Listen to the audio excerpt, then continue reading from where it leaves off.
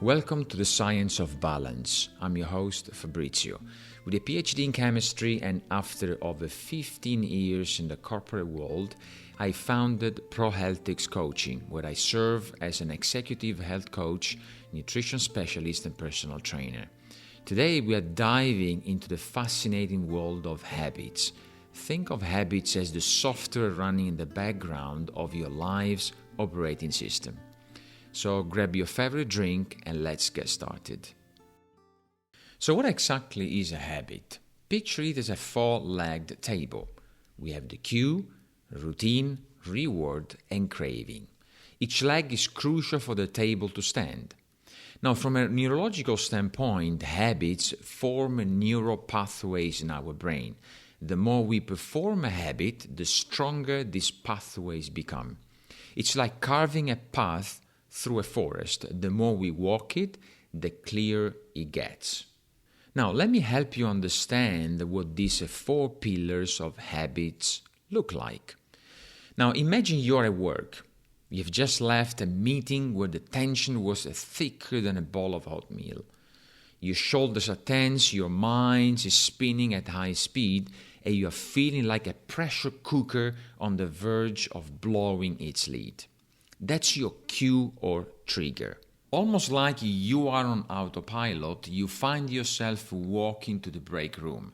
There it is, the vending machine, your shelter in this concrete jungle. You insert your coins, press B4, and out comes your treasure, a candy bar. That's your routine. Now you unwrap it and take the first bite. You feel the chocolate melts in your mouth, and you feel this wave of relief wash over you. That's your reward. But what keeps you coming back? It's the craving for that passing escape, that brief relief from your hectic day. It's like your brain is giving you a standing ovation, begging for an extra performance. But let's get real for a moment.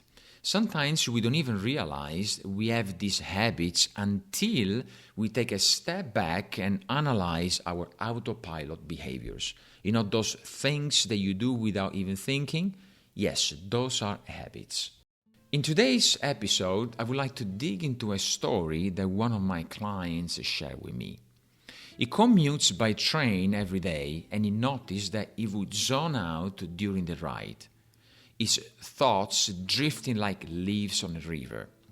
Before he knew it, his hand would reach into his bag and pull out a pack of crispy corn cakes. Crunching on them would snap him back to reality. It's a kind of grounding him in the present. That was actually his routine, and the reward was the feeling of being here and now, anchored by the crunchiness. But here's the kicker. He didn't even realize this was a habit until we started dissecting his autopilot behaviors.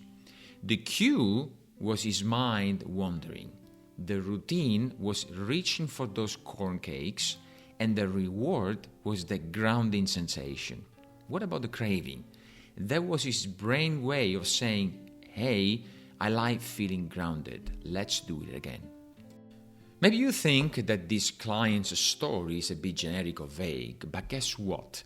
He finally broke free from a habit that was part of his daily life for years, and that's huge. By the way, how often do you analyze your own habits? What shoe do you put on first in the morning before heading to work? What side of the supermarket do you enter every time you go shopping? What's your morning routine like? Do you get dressed before or after breakfast? Think about it. Our lives are shaped by habits, whether we realize it or not. You see, habits can be your best friends or your worst enemies. Take weight management, for instance. You might think it's all about the food, but let me tell you, it's more like an emotional roller coaster. When you reach for that candy bar, it's not just your sweet tooth talking to you. It's often your emotional state giving you a push. It's like your brain is high-fiving you with a hit of dopamine, that feel-good neurotransmitter. But let's be real, that's just a temporary way to reward ourselves with food. It's not solving the root issue. And speaking of root issues, let's dig a little deeper. You ever find yourself working late, night after night? You might feel like a productive superhero, but what's driving that habit? Is it the craving for validation, or maybe a fear of not being good enough? You see, the emotional cue here is often more complex than just wanting to finish a project. It's like you're on a hamster wheel, lots of running but not really getting anywhere meaningful. So how do we crack this code? It starts with some emotional detective work. You've got to dig deep and ask yourself the hard questions. Why am I working late? Why do I reach for comfort food when I'm stressed? Understanding these emotional triggers is the first step to breaking or modifying these habit loops. It's like turning on a flashlight in a dark room. Suddenly, you see what's really there. So as you can see, habits are more than just repetitive actions. They are the building blocks of our daily lives. Now let's tie all these strings together and see what we can do to become the architects of our own habits. In today's episodes, we have dissected the anatomy of habits, heard a real-world example, and even done some soul-searching thinking. But what's next? Well, the first step to changing your habits is understanding them. It's like being a detective in your own life, patching together the clues that shape your daily routine. So here's a little exercise for you. Take a moment to analyze one habit you would like to change. Identify the trigger, the routine, and the reward. Now brainstorm some alternative routines that could lead to the same reward. Test them out and see what sticks.